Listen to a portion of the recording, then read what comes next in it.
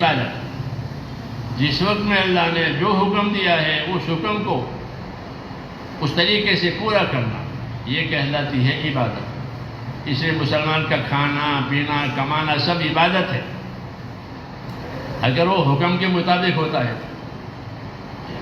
اس کا آرام کرنا بھی عبادت ہے، یہ آرام کر کے سو گیا، یہ اس کا سونا عبادت ہے۔ کیوں کہ وہ عبادت کی نیند سویا ہے کہ جلدی سو جاؤں تاکہ جلدی اٹھ جاؤں۔ جی ہاں، یہ کہتے تھے حضرت معاذ بن جبل کہ مجھ کو اپنے سو جانے پر ثواب کی اتنی امید ہے جتنا اٹھ کر کے عبادت کرنے پر ثواب کی امید ہے۔ اٹھ کر عبادت کرے تو ثواب ہے ہی کہ نہیں، میں تو سو جاؤں تو مجھے ثواب کی اتنی امید ہے جتنے اٹھ کر کے عبادت کرنے پر۔ کیوں کہ میرا سونا حکم کے لیے ہے۔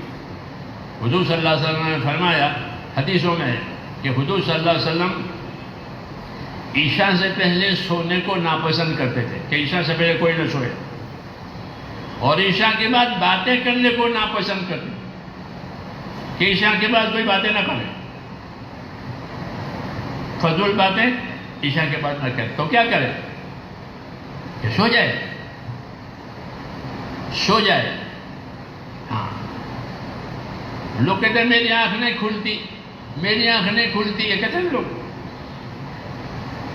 تو حدیث میں ہے کہ قصور نیند کا نہیں ہے، قصور جاگنے کا ہے۔ یہ حدیث شریف میں ہے کہ انما التفریط فی الیقظہ ولیس التفریط فی النوم، کہ قصور نیند کا نہیں ہے کہ میری آنکھ نہیں کھلتی، کہ قصور جاگنے کا ہے کہ جاگتا رہا جاگتا رہا جاگتا رہا، سویا نہیں تو پھر نیند آئے گی۔ جیسے آدمی کام کرتا رہے کام تو بھوک ہوگی نہیں ہوگی، تو کام کرتے رہنے سے بھوک لگتی ہے، وہ جاگتے رہنے کے بعد پھر نیند کا غلبہ ہوگا، جب نیند کا غلبہ ہو تو کیسے اٹھے گا؟ تو آپ فرماتے تھے نیند کا قصور نہیں ہے کہ میری آنکھ نہیں کھلتی، یہ غلط کہہ رہا ہے، بلکہ یہ وقت پر سویا نہیں ہے۔ اگر یہ وقت پر سو جائے تو یہ وقت پر اٹھ جائے۔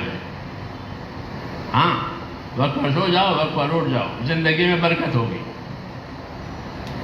اس لیے نمازوں کے بعد اور عشاء کے بعد باتیں کرنا آپ کو ناپسند تھا، اور عشاء سے پہلے کوئی سوئے وہ بھی ناپسند تھا۔ عشاء سے پہلے سونے کا نہیں ہے، اور عشاء کے بعد باتیں کرنا سننا پسند تھا۔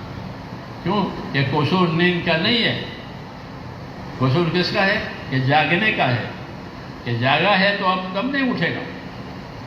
یہ کیا مطلب گا کہ اپنی زندگی کو ترتیب پر لاؤ۔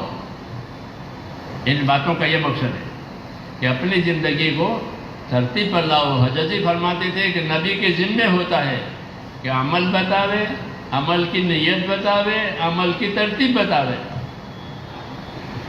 یہ نبی کے ذمہ ہوتا ہے کہ لوگوں کو